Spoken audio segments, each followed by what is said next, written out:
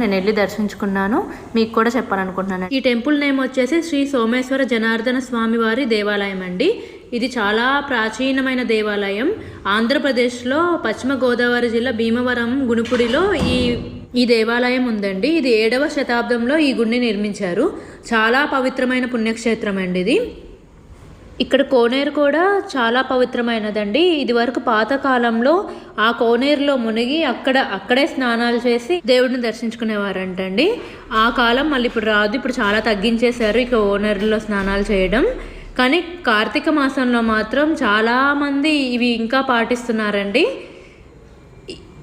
ఈ అద్భుతమైన స్థలాన్ని కూడా మీకు చూపిద్దామనేసి, ఈ ప్రశాంత వాతావరణం మీకు ఒకసారి చూపిద్దామనేసి నేను ఈ వీడియో చేశానండి. ఇక్కడ ప్రతి ఒక్కరు జీవితకాలంలో ఒక్కసారైనా దర్శించవలసిన క్షేత్రం ఇది. పంచారామాల్లో ఇదొక క్షేత్రం అన్నమాట. చాలా